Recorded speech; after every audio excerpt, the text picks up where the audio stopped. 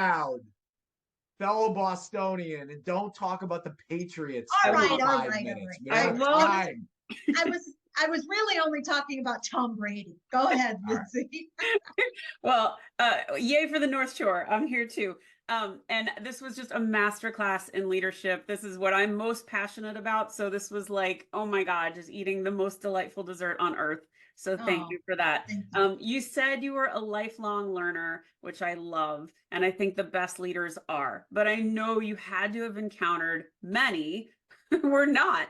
How did you inspire them to actually recognize I've got more to learn and take that piece of humble pie to heart? Because I know you dealt with a lot of hard-headed, I got these stripes, so I know my shit. Yeah. I just think I think my style had a lot to do with it because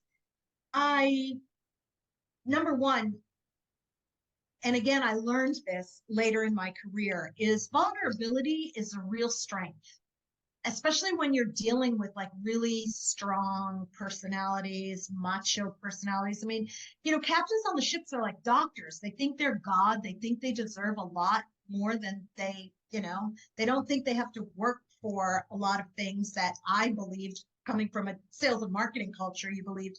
And there's a quote that one of the captains, I will never forget this, Lyndsay. He was talking to a fellow colleague of ours who was running operations at a lower level than I was. And he said to him, Lisa didn't make me a better captain. She made me a better man. And I realized, wow. And when these men, because listen, I was the boss, I guess, but listen, all the men that I worked with helped me go from 3 to 33%. So I worked with some amazing men. And when these women came onto the bridge, the men changed, and they changed for the better. They let down all those defenses, all those crappy things that they probably didn't like either about themselves or their positions. I sort of gave them permission to be more human, to be, themselves more vulnerable. And I think that was a benefit that I brought that they appreciated as well. And I think it was a really reciprocal relationship where, and listen, I supported them and gave them what they needed to do their jobs and do it well and keep their crew safe and their ship safe and their guests safe.